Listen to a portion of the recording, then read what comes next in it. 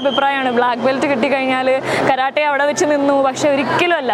ഒക്കിനാവൻ budo karate championship നടത്തി. World Kyudokan karate സ്കൂളിന്റെ ആഭിമുഖ്യത്തിൽ 25ാമത് Okinawan karate championship Kalamassery Rajagiri school indoor സ്റ്റേഡിയത്തിൽ നടത്തി. 6 വേദികളിൽ തുടർച്ചയായി 12 മണിക്കൂർ നടക്കുന്ന മത്സരത്തിൽ 70ൽ പരം വ്യത്യസ്ത ഇനങ്ങളിലായി നടക്കുന്ന ചാമ്പ്യൻഷിപ്പിൽ 7 സംസ്ഥാനങ്ങളിൽ നിന്ന് 1500ൽ പരം മത്സരാർത്ഥികളാണ് പങ്കെടുത്തത്. 100ൽ പരം റഫറിമാർ വിധികർത്താക്കളാക്കുന്ന ചാമ്പ്യൻഷിപ്പിൽ അണിനിരന്നു. ഇതിൽ നിന്നും മികച്ച പ്രകടനം കാഴ്ചവെക്കുന്ന മത്സരാർത്ഥികളെ വേൾഡ് ചാമ്പ്യൻഷിപ്പിൽ മത്സരിപ്പിക്കുമെന്ന് സെൻസായി ഡോക്ടർ VL നസീർ പറഞ്ഞു. ഇത് ഇപ്പോൾ ഇവിടെ നടന്നു വരുന്നത് ഒക്കിനാവൻ ട്രഡീഷണൽ കറാത്തെ ചാമ്പ്യൻഷിപ്പാണ്. ഓൾ ഇന്ത്യ കറാത്തെ ചാമ്പ്യൻഷിപ്പാണ്. 70 കാറ്റഗറിയിലായിട്ട് 1500 കുട്ടികളാണ് പങ്കെടുക്കുന്നത്. 5 വേദികളിൽ നടക്കുന്നുണ്ട്. കറാത്തെ 2 ടൈപ്പ് ഉണ്ട്. ഒന്ന് സ്പോർട്സ് കറാത്തെ ഉണ്ട്, ട്രഡീഷണൽ കറാത്തെ ആണ്. ഇതിപ്പോൾ ഞങ്ങൾ കണ്ടക്ട് ചെയ്യുന്നത് ട്രഡീഷണൽ കറാത്തെയാണ്. പിന്നെ ഈ സമൂഹത്തിൽ ഇപ്പോൾ ഇമ്പോർട്ടൻ്റ് ആയിട്ടുള്ള ഏറ്റവും കുട്ടികൾ പഠിച്ചിരിക്കേണ്ട ഒരു ആർട്ടാണ് കറാത്തെ. ഇതൊരു ജാപ്പാനീസ് കലയായതുകൊണ്ട് തന്നെ അവരുടെ ഒരു ട്രഡീഷനും കൂടി ഇതിൽ ആഡ് ചെയ്തിട്ടുണ്ട്. പിന്നെ ഇവിടെ നടക്കുന്നത് 4 ഈവൻ്റാണ്. ഒന്ന് കത്ത ആൻഡ് കുമിത്തെ, പിന്നെ ടീം കത്ത, പിന്നെ ഉള്ളത് കുബുഡോ ഈവൻ്റാണ്. കുബുഡോ എന്ന് പറഞ്ഞാൽ വെപ്പണറി ഈവൻ്റാണ്. ഈ 4 കാറ്റഗറിയിലായിട്ട് പങ്കെടുക്കുന്നത്. കൊച്ചു കുട്ടികൾ മുതൽ ഒരു 5 വയസ്സുള്ള കുട്ടി മുതൽ ഒരു 60 വയസ്സ് വരെയുള്ള വ്യത്യസ്തമായ ഏജിലുള്ള മെൻ ആൻഡ് വുമൺ ടീമുകൾക്ക് എല്ലാവർക്കുമുള്ള കാറ്റഗറീസ് ഉണ്ട്. ഈ ടൂർണമെൻറ്റിൽ വിൻ ചെയ്യുന്ന കുട്ടികളെയാണ് നോർമലി ഞങ്ങൾ വേൾഡ് ചാമ്പ്യൻഷിപ്പിലേക്ക് സെലക്ട് ചെയ്യുന്നത്. ഒക്കിനാവയിൽ എവറി 4 ഇയർ കൂടുമ്പോൾ junior and senior separate event നടക്കുന്നുണ്ട്. വേൾഡ് ചാമ്പ്യൻഷിപ്പ് അടപ്പാണ് നടക്കുന്നുണ്ട് ട്രഡീഷണൽ. അതിലേക്ക് ഇവിടുന്ന് സെലക്ട് ചെയ്യുന്ന കുട്ടികളാണ് പാർട്ടിസിപ്പേറ്റ് ചെയ്യുന്നത്. ഈ കഴിഞ്ഞ വർഷവും അതിനു മുമ്പുള്ള 2 വർഷത്തിന് മുൻപ് നടന്ന ഈവൻറ്റുകളിലെല്ലാം ഈ ക്യൂദോക്കാൻ കരാത്തെ ഇൻ്റർനാഷണലിൽ നിന്നിട്ട് പാർട്ടിസിപ്പേഷൻ ഉണ്ടായിരുന്നു. കഴിഞ്ഞ പ്രാവശ്യം 7 കുട്ടികളാണ് വേൾഡ് ചാമ്പ്യൻഷിപ്പിൽ പങ്കെടുത്തത്. 2004 മുതൽ നടക്കുന്ന വേൾഡ് ചാമ്പ്യൻഷിപ്പിൽ ക്യൂഡോക്കാൻ കരാത്തെ ഇൻ്റർനാഷണലിൻ്റെ പാർട്ടിസിപ്പേഷനുണ്ട്. 6 പ്രാവശ്യം പാർട്ടിസിപ്പേറ്റ് ചെയ്തിട്ടുണ്ട്. അത് ആദ്യമായിട്ട് ഞങ്ങൾക്ക് മെഡൽ കിട്ടുന്നത് 2022ലാണ്. ബ്രോൺസ് മെഡൽ ഫസ്റ്റ് ടൈമാണ് ഒരു ബ്രോൺസ് മെഡൽ ഇടുന്നത്. സീനിയർ കാറ്റഗറിയിലാണ്. അതേപോലെ ബെസ്റ്റ് 8 2 കുട്ടികൾ വന്നിട്ടുണ്ട്.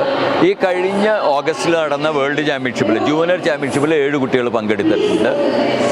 ഒക്കിനാവൻ ട്രഡീഷണൽ ചാമ്പ്യൻഷിപ്പിൽ. Anyway thank you.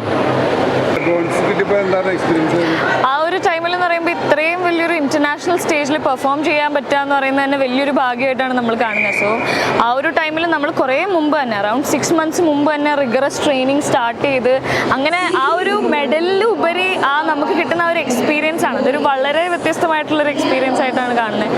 പിന്നെ ജപ്പാൻ പോലുള്ളൊരു വലിയൊരു കൺട്രിയിലേക്ക് പോയി അവിടുത്തെ ആൾക്കാരുടെ ആർട്ടും ആ ഒരു കരാട്ടേനോടുള്ള പാഷനും കാണുമ്പോഴാണ് ശരിക്കും നമുക്കും ഒരു മോട്ടിവേഷൻ വരിക. അതാണ് ഇന്നത്തെ ടൂർണമെൻറ്റിൻ്റെ മെയിൻ ഹൈലൈറ്റ് എന്ന് പറയുന്നത്. കാരണം നമ്മൾ ഇത്രയും വർഷങ്ങൾ കണ്ടിന്യൂസ് ആയിട്ട് ജപ്പാനിൽ പോയി വന്നതിന് ശേഷം അവിടെ കണ്ട ആ സാധനങ്ങൾ ഡയറക്റ്റായിട്ട് ഇവിടെ റീക്രിയേറ്റ് ചെയ്യാനാണ് നമ്മൾ ശ്രമിച്ചിരിക്കുന്നത്. അതിൻ്റെ ഭാഗമായിട്ടാണ് നമ്മുടെ കൾച്ചറൽ ഇവൻ്റ് ആയാലും ഒക്കിനാവ എന്ന് പറഞ്ഞ ജാപ്പനീസ് ഐലൻഡിലാണ് കരാട്ടെ ഉണ്ടായത്. അപ്പോൾ ആ ഒരു കരാട്ടെ സ്റ്റൈല് ഡയറക്റ്റ് ഇങ്ങോട്ട് കൊണ്ടുവരാനുള്ള ശ്രമത്തിലാണ് നമ്മൾ. അതിൻ്റെ ഒരു 80% നമ്മൾ ഇവിടെ ഫുൾഫിൽ ചെയ്ത് കഴിഞ്ഞു എന്നാണ്. And many more to go. So അങ്ങനെ എത്ര ദിവസത്തെ പരിശീലനമാണ് ലഭിക്കാൻ വേണ്ടി ചെയ്തത്? ഞാൻ ശരിക്കും പറഞ്ഞാൽ ഇതെൻ്റെ വീടാണ്. ക്യൂഡോക്കാൻ ഫാമിലി എന്ന് പറയുന്നത് എനിക്ക് എൻ്റെ സ്വന്തം ഫാമിലി പോലെയാണ്. ഞാൻ കളിച്ച് വളർന്നത് ഇവിടെയാണെന്ന് പറയാം. പക്ഷെ ശരിക്കും സീരിയസ് ആയിട്ട് പ്രാക്ടീസ് സ്റ്റാർട്ട് ചെയ്ത് തുടങ്ങിയത് ഞാൻ 5th ഗ്രേഡിൽ പഠിക്കുമ്പോഴാണ്. അത് കരാട്ടെ എന്ന് പറയുമ്പോൾ നമുക്ക് സ്പോർട്സ് പോലെയല്ല. നമ്മൾ ക്യൂഡോക്കാൻ കരാട്ടെ നമ്മൾ ഷോറിൻറിയു സ്റ്റൈലാണ് ഫോളോ ചെയ്യുന്നത്. ഷോറിൻറിയു എന്ന് പറയുന്നത് മദർ ഓഫ് ഓൾ സ്റ്റൈൽസ് എന്നാണ് പറയാം. അപ്പോൾ ചെറുപ്രായത്തിലൊക്കെ നമുക്കത് അറിയില്ലല്ലോ, അതിൻ്റെ ഒരു സീരിയസ്നെസ് നമ്മൾ മനസ്സിലാക്കില്ല അധികം.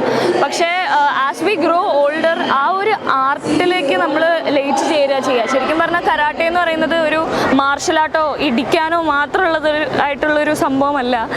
അതിലുപരി ഒരു ലൈഫ് സ്റ്റൈൽ തന്നെയാണ് കരാട്ടെ. നമ്മളതിലേക്ക് എന്താ പറയുക, നമ്മുടെ ലൈഫ് ലൈഫ് കംപ്ലീറ്റ്ലി നമ്മൾ മുഴുകി കൊണ്ടുവരണം. അതുകൊണ്ട് തന്നെ നമ്മുടെ സോഷ്യൽ ലൈഫിലും അല്ലാണ്ട് എൻ്റെ പഠിത്തത്തിലും എൻ്റെ ഫാമിലി ലൈഫിലും ഒക്കെ വളരെയധികം അത് ഹെൽപ്പ് ചെയ്തിട്ടുള്ളതായിട്ട് ഞാൻ നോട്ടീസ് ചെയ്തിട്ടുണ്ട്.